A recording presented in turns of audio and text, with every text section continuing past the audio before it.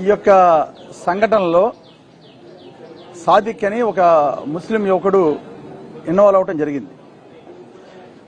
ఆ సాదిక్ ఖాన్ ఉన్న అబ్బాయి నేను ఎమ్మెల్యేగా ఉన్నప్పుడు ఒక రైఫిల్ ఇన్స్టిట్యూట్ పెడుతున్నాను అని చెబితే 2023 ఫిబ్రవరి 14న నేను ఆ రైఫిల్ ఇన్స్టిట్యూట్ ఇనాగ్రేషన్కి వెళ్ళడం జరిగింది.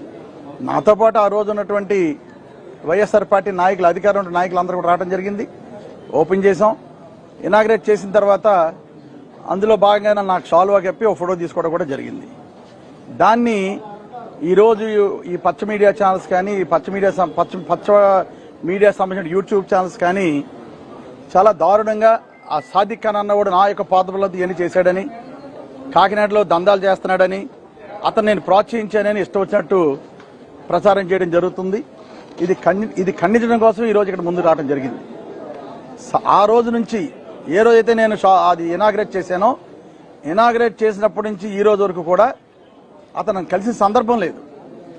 ఒక్కసారి కలిసి ఇనాగ్రేట్ చేసినప్పుడు ఫోటో తీయించుకుని దాన్ని ఇంత దారుణంగా ప్రచారం చేయడం కరెక్ట్ కాదని సందర్భంగా తెలియజేసుకుంటూ, ఇప్పటికన్నా కూడా దొంగ ప్రచారాలు మానేయండి. కనుక నిజాయితీగా నిబద్ధతగా ఉండి ఏది నిజమో అది చెప్పండి.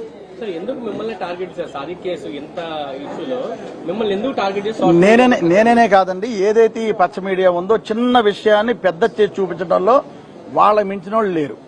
ఈ రోజు కాకినాడ పట్టణంలో గంజాయి విచ్చలుడిగా ఉంది, చూసుకోండి. గంజాయి విచ్చలుడిగా ఉంది కనుక మొన్న అది గంజాయి కంట్రోల్ చేస్తాను అంటున్నారు. ఏమి కాదు, త్వరలోనే అన్ని విషయాలు విత్ ఆధారాలతో ప్రభుత్వం యొక్క వైఫల్యాన్ని త్వరలోనే అన్ని పెడతాను. అందుకనే నేను ఈ రోజు లాస్ట్ 2.5 years నుంచి కూడా మౌనంగా ఉండడానికి కారణం అదే.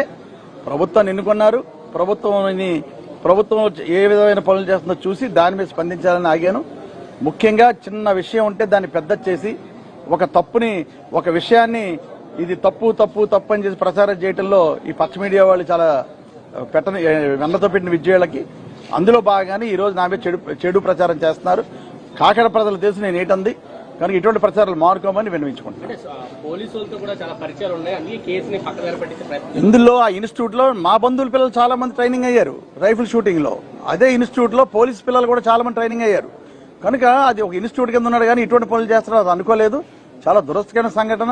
కనీసం ఆ కుటుంబం వాళ్ళు ఇలాగా ఎవరిని అప్రోచ్ అవ్వలేదు. ఏ పొలిటీషియన్ వెళ్ళినా కూడా డిఫరెంట్ గా వాళ్ళు హెల్ప్ చేద్దరు. బ్యాడ్ లక్ వాళ్ళు ఎవరిని ఏ పొలిటీషియన్ కూడా ఏ పార్టీ వాళ్ళని ఏ పొలిటీషియన్ కూడా వాళ్ళు సంప్రదించకపోవడం నిజంగా బాధాకరమైన విషయం. కనుక కుటుంబం ఈ రోజు మొత్తం కుటుంబం కూడా చనిపోవడం కూడా జరిగింది. 100% అండి. నేను వైఎస్ఆర్ పార్టీలో ఉన్నాను, 2 సార్లు ఎమ్మెల్యే చేశాను, అక్కడ కాకినాడ కోఆర్డినేటర్గా ఉన్నాను.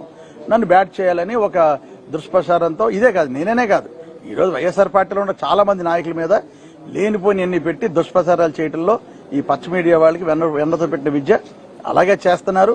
కనుక తప్పుడు ప్రజల దేశం ఏమిటంది, మా నాయకుడు ప్రజలు తెలుసు. కనుక 100% ప్రజలు తెలుసుకుంటారు.